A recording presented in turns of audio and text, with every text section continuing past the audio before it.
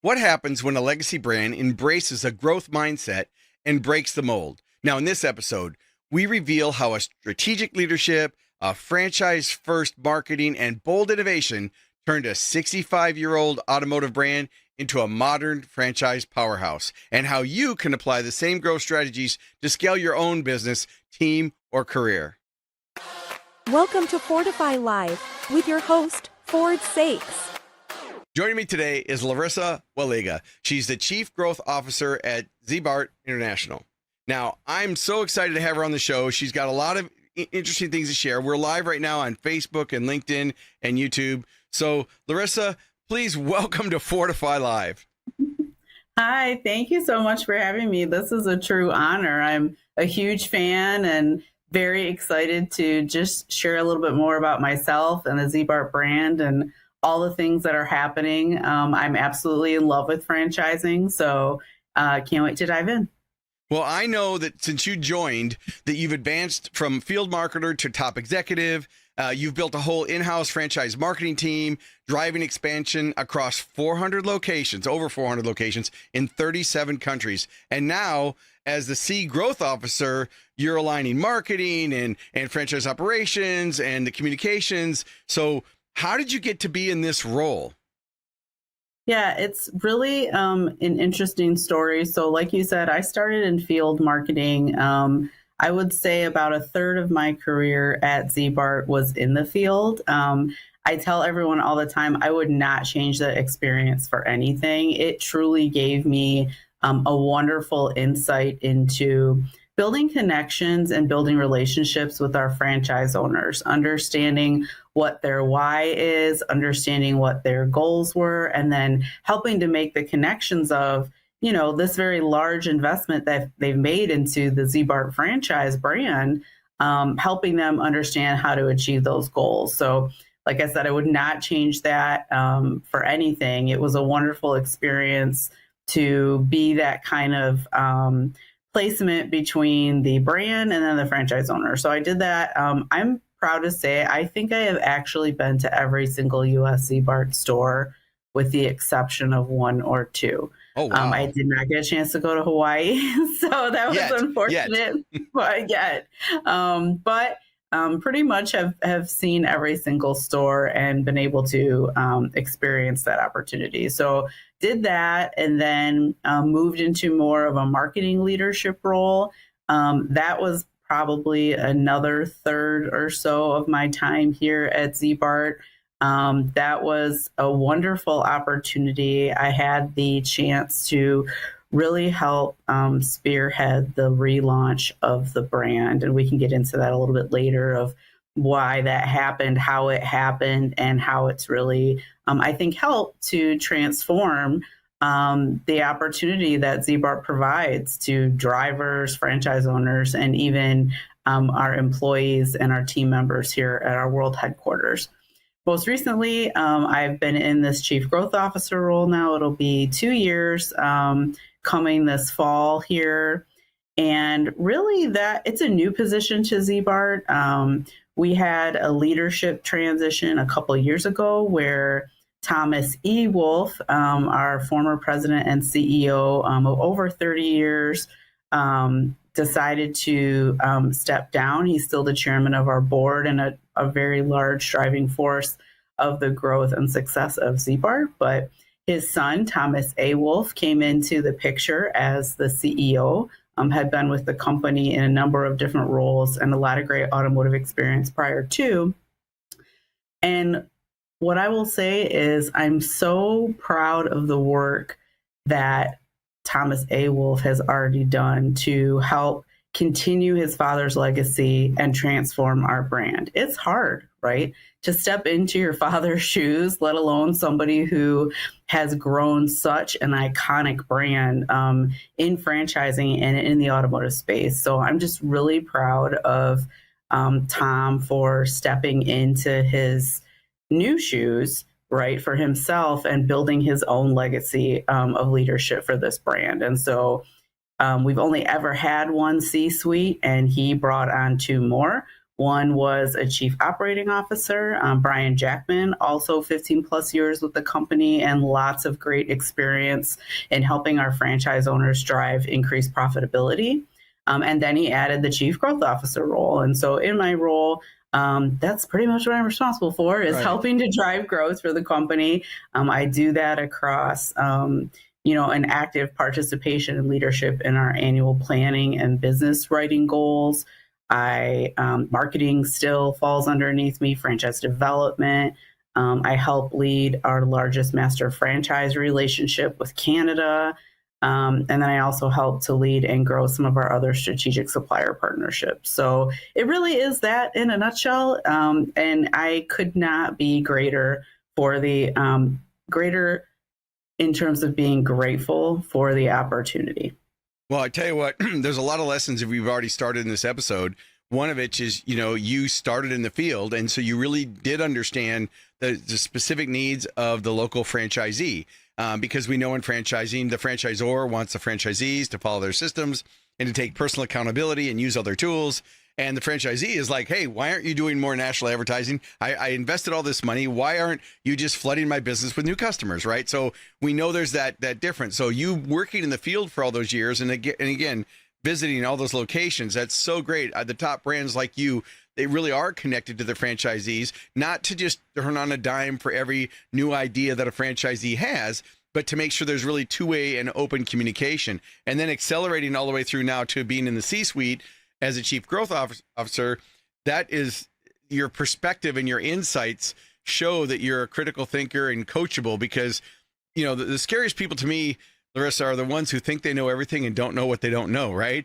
And I know for me as an opening keynote speaker, I work with a lot of brands. I kick off their conferences, and I'm always real clear to let the executive team know, look, I'm a third-party endorsement to echo what you want, and then I'll give them hit your targets, but it's your targets. It's not my targets, right? All right. So you built this team from the ground up.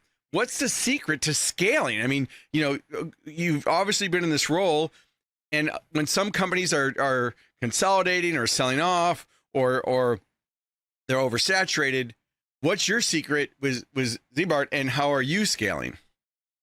So I think I would say I'll be celebrating 16 years in July with the brand. And start when you were 7, or what's the deal here? Yeah, totally 7. Yes, thank you. I would say that when I first came on board, it was me and a director of marketing, and that was it in terms of marketing support. So there really was an opportunity to step back and say, this is the ad age question, old age, whatever I'll call it at this point in marketing, and especially on a client side, is what do you do in house and what do you offer up to supplier partnerships? And at that time, I'm really aging myself, but at that time, video was still, kind of in its infancy in terms of how we support that as driving a message home.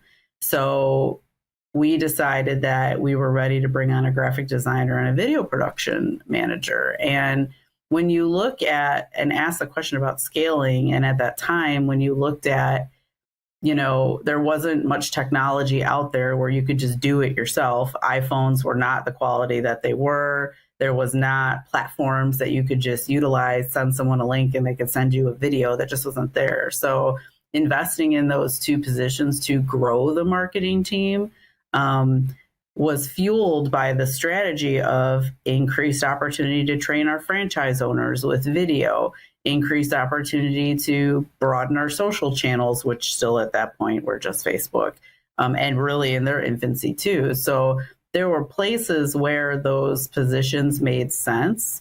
And now 16 years later, they are still there, plus the addition of another person to the creative team as a leader, who really has helped to drive the reintroduction of the value of the Ziebart brand to drivers and franchise owners. And then it just kind of scaled from there. In terms of, like you said, field support, we added 2 field marketing managers.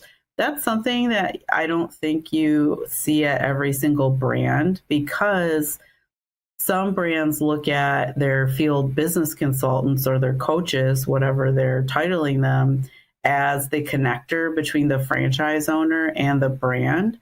But here at Ziebart, we do believe that we want to give a franchise owner, I call it the triad of love experience. They receive a franchise marketing coach. They receive that kind of business coach person as well, too, who is more focused on operations and sales and profitability. And then they also receive a product and technical support manager. Because we have so many services within our franchise, we want to make sure that the franchise owner is really supported in all three of those aspects. Can't cut through the online chaos? This episode is powered by Ignite Visibility, the nation's expert in ROI-driven digital marketing. We help over 90 leading franchise brands in 2,500 locations outrank competitors and convert more customers. Ready to stand out and grow? Claim your free digital marketing audit at ignitevisibility.com. Ignite your growth. Well, I've got a Jeep Rubicon, and I first came involved because of the rust protection products. And for those listening right now, if you joined us late, the audio also becomes the Business Growth Show podcast. And we're speaking to the Chief Growth Officer of Ziebart, Larissa Waliga. And you can check them out at Ziebart.com, Ziebart.com. They've got rust protection, paint protection, detailing, window tint. What else can I come up with? I know you do corrective paint, undercoating, and rhino lining. So my wife has a 1988 GMC truck, which I would love for her to sell. But instead of selling it, she went and put a motor in it. And then, of course, then we had to change the front end and then the suspension and the drivetrain. So now it's a brand new car, except the exterior of the vehicle is bad. And so she said, I want to paint the outside of the car in rust protection, like the rhino linings type thing that you guys do. So anyway, I know that's kind of a detour from the topic of business growth, but I've always been a fan. I've always been a fan of what you guys do. So if you're not familiar with the brand, everybody go look at that. And full disclosure, this is not an opportunity to buy or sell any franchise. This is for information and educational purposes only. But if you're looking for a smart franchise that gives you the triad of love that's actually going to support you in your growth, you got to make sure you check out Ziebart. If you go to the website, there's a place where you can inquire more about how to become a franchisee and if it's a good fit. And one of the things I know that you do, because you work in business development, your brand is also pretty selective about how you approve franchisees, right? I mean, you don't just accept anybody who has the money. No, we absolutely do not. And I would say that that's been a part of our sustained growth as well. If you look at our FDD, we don't have a lot of closures.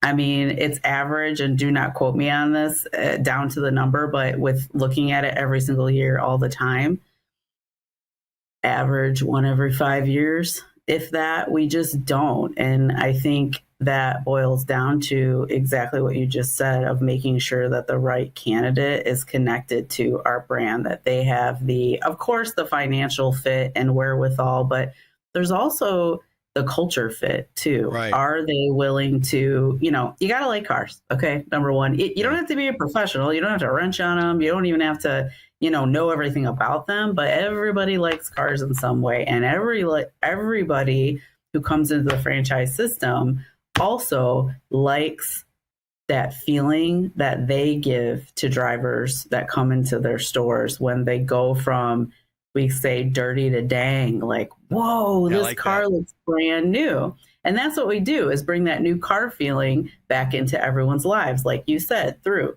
detailing, rust protection, films, rhino lining, spray and bed liner, accessories, all the things. We're that one-stop shop for automotive appearance and protection. And being able to give someone that opportunity to take that used vehicle and turn it back into pretty much like new looking is pretty awesome. It's a great experience to share. And if you as a franchise owner don't see that joy, this is probably not the right investment for you. So we've been very particular, very systematic about our growth, not only the type of people, but where we want to look to grow at this point. And then scaling, like you said, our strategies, our teams, our investments to do so. Well, that makes a lot of sense. Now, you teased me with the conversation around rebranding. And so We'll just say this hypothetically, because we know you don't want to give anything away that you're not supposed to share. But hypothetically, tell me a little bit about that. You've been there for 16 years. What was it like going through not only the change from Thomas Wolfe to Thomas A. Wolfe, and then also the rebranding? So you did they recognize something and they had to shift? Was there competition, disruption? What caused it to say, hey, we're at a fork in the road, we need to rebrand? So we don't gatekeep the secrets, and franchising doesn't do that. So I'm more than willing to share. But here's what we saw. Here was kind of the light bulb and the trigger, is that this brand, its structure and foundation has been founded on very strong services, a very strong training program from a certification standpoint with our technicians, very strong operations, technology, proprietary processes, even proprietary conversations that we train on to really help our stores build relationships with customers. So all of those things are there. That is awesome. But you said something very profound earlier. You said, yeah, I remember Ziebart as the rust proofers. So in the 90s, we actually diversified even farther, as we've now talked about a little bit, into detailing and films and accessories. Well, the fact that everyone kept saying, yeah, Ziebart, rust protection. Yeah, that's Ziebart. What I mean. That's exactly right. Kleenex of rust protection, okay? Like, you get your car Ziebarted. It's like a verb, adjective, whatever you want to use it, noun. I mean, it can be all the things, right? So Thomas E. Wolfe at the time said, hey, I want you to turn this brand into a marketing, customer-centered brand, because I know that's how it's going to grow into its next 65 years, right? Okay. So having had that exciting challenge given to me, there were a lot of unknowns, and a lot of that had to do with the type of customers that we had and the type of people that we could serve. So it was probably, and yes, at the tail end of it, that horrible C word happened, which was COVID. But before that, there was a lot of customer research that happened, a lot of field work, a lot of conversations with our owners. We brought them in too to really build and audit and author the strategic brand book of our brand. And that was, I'm not kidding you, wiped it down to the ground. New mission, new vision, values, all of those things, brand positioning was all established. And then the building blocks happened after that. Well, that makes sense. I mean, a lot of times you either adapt or you die, right? And so, right now, as a keynote speaker, when I first started, I was a marketing speaker because I, had invented products and sold them through multiple channels of distribution. Then it was innovation. And about 30 years ago, I kind of shifted into, okay, I'm a marketer, you're in marketing. What's the benefit of marketing? Well, it's business growth, right? So then I rebranded my own self around business growth acceleration. I do a lot in franchising, even though I speak outside of franchising, but franchising are my people, because the franchise brand needs me for business development to help them attract more ideal candidates. And then the franchisees need local marketing that's in alignment with their brand. So you don't have an outside speaker coming in and telling them to do something that isn't even compliant with, their standards. And so I had to rebrand. And over the years, I'm now 64 years old. There's no shortage of keynote speakers out there. There's every day there's new, and because this is a really easy business to get into, harder to stay in. And so what I found was, as long as I was timely, topical, and relevant, then I had to do that. So now I've been doing a lot for the last 2 years on AI, but not just AI like everybody's talking about it. They're all talking about it from the bells and whistles standpoint. I only care if it's going to help improve the customer experience, make better decisions, help you do your job more effectively, increase influence, increase the average transaction, increase the frequency or repetitive sale. Like, I look at it through a business point of view. So it's really interesting. Whenever I do these pre-event calls with a meeting planner, they're always asking about the bells and whistles of ChatGPT and Copilot. And I'm like, look, don't get seduced by technology. This is a different, if you're asking the wrong question, the answer doesn't matter. And I know what you guys have done when you rebranded is you really took a look at what are the future needs of organizations and how do we help our franchisees remain competitive through that growth. Now, when you have introduced this to their franchisees as you grow, do you get pushback? And if so, how do you encourage everybody to be on the same page? Because I know it's hard. The more you grow, the harder it is to try to drive that ship.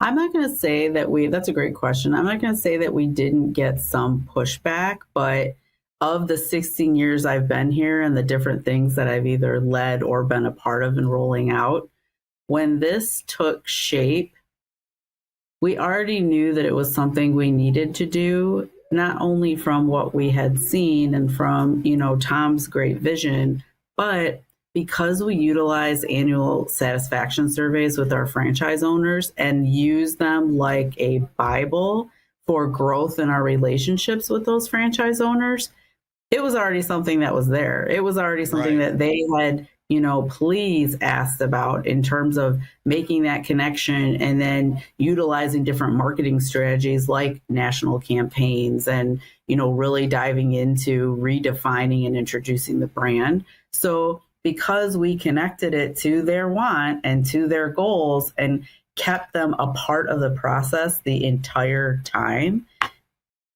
I didn't really get much pushback. I got yay. That's great. I got lots of celebration. So that would be my advice for any franchise brand out there, right? Well, that is so. That's what it sounded like. Yeah, that's exactly what it was. And it's the real lesson here is for franchises, because I've worked with startup franchises that have 25 units. Like there's that magic number. Oh, I've reached 25, and then I've reached 50, and then I've reached 100, then I've reached 500, and it's like the dynamics change as they grow. Yeah. Just like in your growth now with Thomas A. Wolf bringing in the C-suite executives to really lead the vision, because the same people that got you there won't get you where you want to go. And it's just saying with me, if I didn't have my director of operations, my marketing director, and my personal assistant, nothing would get done because I'm a visionary. And it's like squirrel, and it's like, oh, when's the podcast? So I have to surround myself with a good team. And I think that I had to learn, I was humbled over the years because, I wanted to be the one in charge. I wanted to make the decisions, and and then I realized the more I know, I don't know, let it go, hire good people, hire people, hire for attitude, train for skills. As long as they get the right attitude, if they're coachable, you can train them. But if they come in thinking they know everything, and I've seen CEOs who tell me, people come into their franchise saying, oh, they're going to be the top franchise. And they kind of push back and say, you know what, they're probably not a good fit because the mindset isn't right. And so I know from a growth standpoint, there's three elements. You got the mindset. If you don't have the mindset dialed in, all the strategies and tactics won't work. Okay, checkbox. Well, then it's strategies. Well, with a franchise, you don't have to reinvent the wheel. The whole advantage to joining a franchise as a franchisee is to follow the system, right? Because you're giving them the systems for operations, for finance, and for delivering the product or service. And then the third thing is tactics, so that they can actually execute. So I'm going to go tactical for just a second. Now, I know that you're also using text messaging now to boost customer reviews and reduce no-shows. How's that working with your system?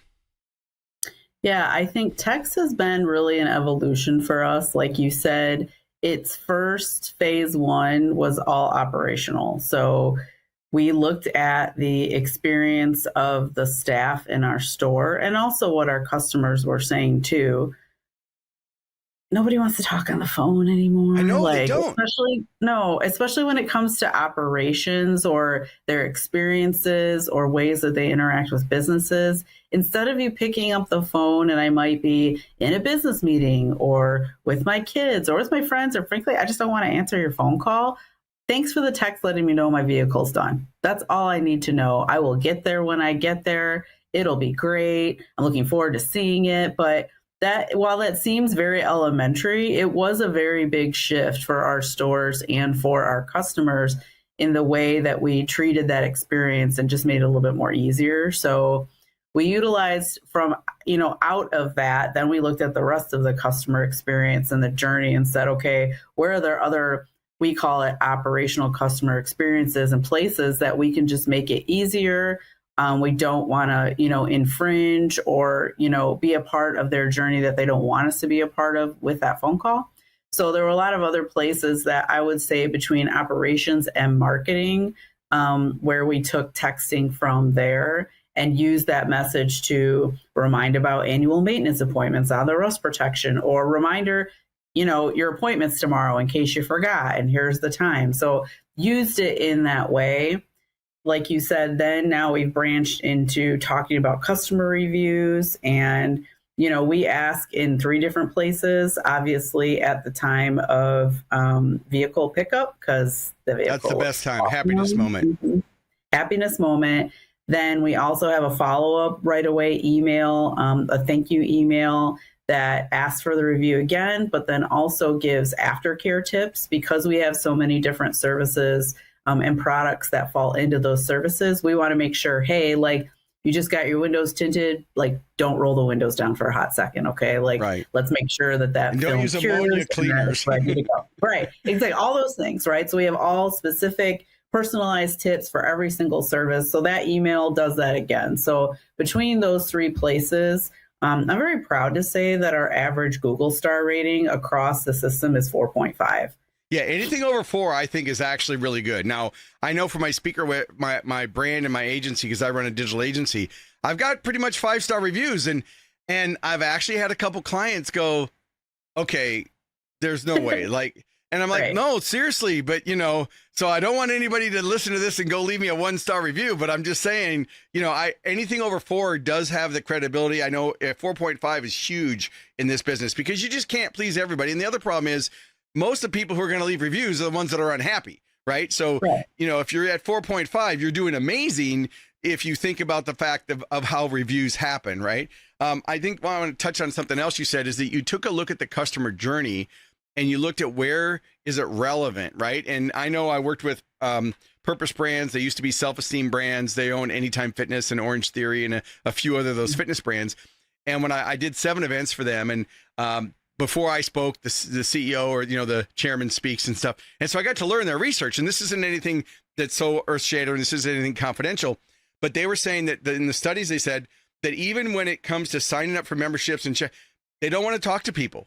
Like they want to fill out a form. Like, even though they have phone lines and they have all this, the certain generations, and I think even my generation now, I mean, even me and my wife, I mean, we text more than sometimes that we actually talk. And so I think that understanding how your target market, your ideal customer wants to communicate, and then giving them those communications is what, again, sets you apart. It's not replacing. It's the same thing with AI right now. I've had a lot of people say, as I do a lot of these conferences, and they're like, well, we're going to use AI to answer our phones and to route all the calls. And I say, let me ask you a question. When you call a company, any company, let's call it Capital One or some business, right? Mm-hmm. Do you like their phone tree? Press 1 for sales, press 2 for this. No one likes those phone trees, right? No. And I think it's the same with AI. I think some brands are pushing towards trying to save money and automate, but they're actually hurting the customer experience. They're forgetting the human touch. And so I'm an advocate for using AI in the proper locations, and AI covers everything from, doing it to AI robotics and everything else. I know there's lots of different elements to technology, but it's just don't jump on the bandwagon don't get seduced by the technology thinking it's a cure. The brands that win are ones like yours that really, they communicate the way the client wants to be communicated, but they also are there if a person has a question. And I think that brands that get rid of their human touch are going to have a hard time going forward. I know I'm all for automation and technology, but I certainly want to send that caution out where it makes sense, right? My advice to any brand would be, when you look at that customer experience and you look at those touch points in your journey to creating that relationship and doing business with your brand, where are the places that make it, 1, easier for the customer, and then 2, and I'm not saying these are actually equal, but bullet point, does it make it easier for the location or the brand, or whether you're a service, retail, freestanding? Does it make it, and does it change the way that, to your point, that the people within who service your brand, either in a location or not, does it give them more time with the customer? Does it help them build a relationship in what you're doing in that journey, to do that as well and use technology? It's a constant evolution for us. I am not going to lie here. We are at a point where when somebody is interested in a rust protection detailing, window tint, the list goes on, they have two options: call a store or request an estimate. They can request an appointment too. I'm going to be honest with you though, most of the time that doesn't happen because they want to learn more information, right? So as we continue to look at the trends that are happening within our brand, the request an estimate, I'm sending you an email and I want to continue that conversation either through email or text, is consistently growing. And so we are obviously continuing to look at how do we take that really strong phone conversation that we've done for 65 years and apply it to digital platforms like texting, email, chat, whatever. It's a constant evolution and a testing, but our franchise owners are really excited about, embracing that technology. And to your point, utilizing technology in the right way without losing the human touch. Yeah, I know for me, I'll do a lot of my research first.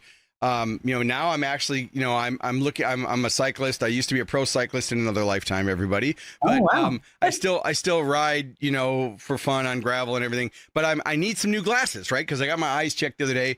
So what was I doing at 7:00 this morning? I'm Googling, prescription RX sunglasses and best format and materials and polycarbonate and polarized. And I'm doing all my research. And I think that that's a really important thing, is that our customers today, and this is an important caveat, they think they're more educated when they come to us. So if I'm looking for rust protection or something, I'm going to do some research. And that's why your social footprint, your digital footprint, your content marketing, your lead magnets, your video, of course, the video is really helpful. So I actually found a video on YouTube from this one company called Sports RX, and I'm going to spend my money with them because he said, hey, here are the three here are the three different lenses.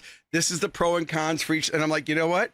I want to spend money with someone who's actually educating me, as opposed to just saying, hey, we'll send you a quote. And I know that that's something that you guys do.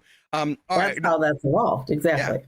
So looking ahead, we're almost close to the end of the episode, but looking ahead, where do you see the biggest opportunity for growth in the aftermarket automotive franchise? Because, you're number one. I would consider you guys at the top. But where do you see the opportunities going forward? Right now, our growth strategies focus on franchise development. For a number of years, because we put so much emphasis on rebuilding and reintroducing the brand, because obviously our current owners are extremely important to us. The average owner has been with us for 25 plus years. So, we want to continue to make that infrastructure and their investment strong. But our current opportunities for growth really do lie in the United States in terms of franchise development. The Southeast, Florida, there's a wonderful opportunity there. And then moving a little bit more to the Southwest. So we're focused on, the East Coast and then the Southwest all the way over to Texas.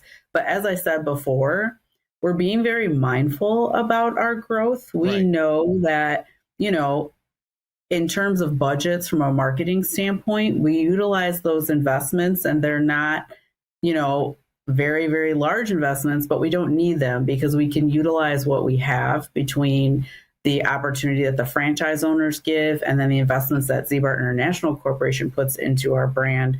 We utilize those outward from where we are. We want to scale outwards as opposed to, thinking about moving our brand into California or Oregon or Montana or anything like that.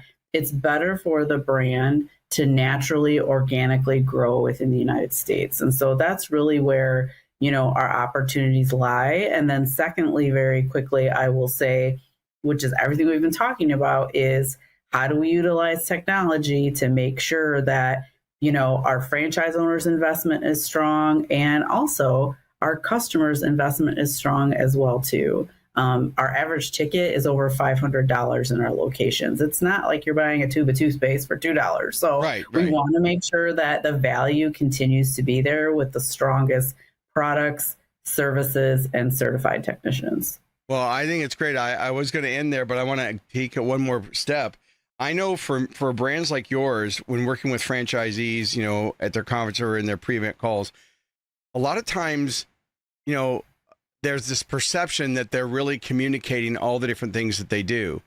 And when I mystery shop a company and I say, so tell me about Ziebart. I didn't mystery shop you guys, but hypothetically, if I say, well, tell me about Ziebart.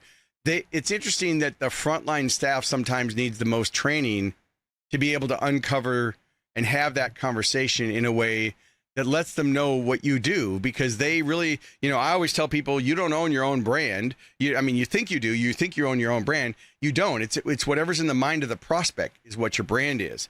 And so then how do you influence the minds of your ideal client, your ideal customer? Because you have multiple customers, you work with fleets, you work with individuals, organizations and so forth.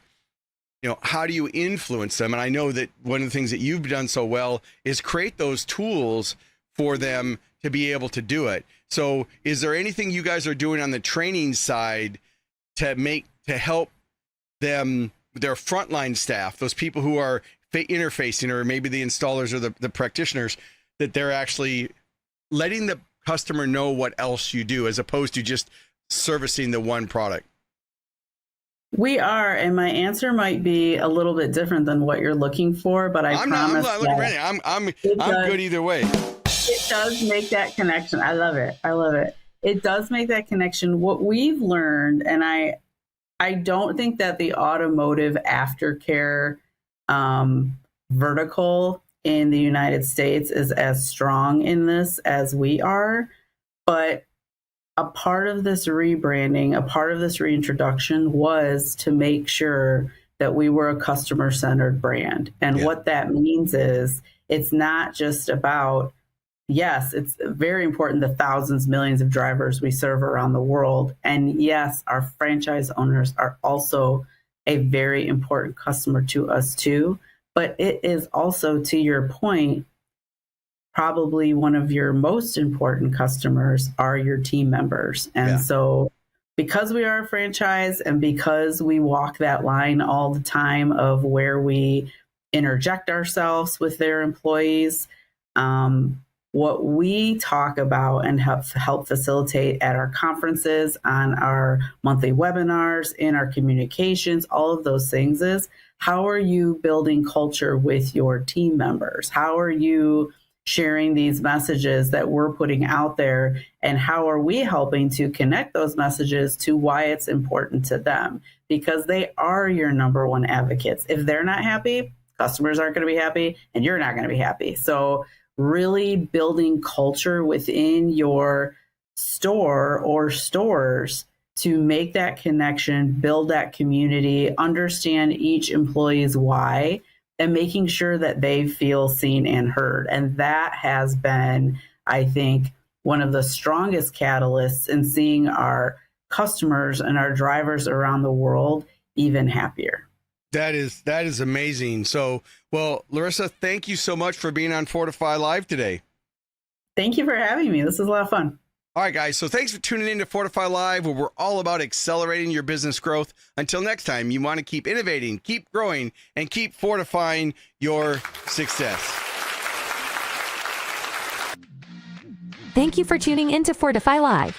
Make sure to like, comment, and share this episode on your favorite social media platform. And don't forget to subscribe to the Business Growth Show podcast, available wherever you get your podcast streaming fix.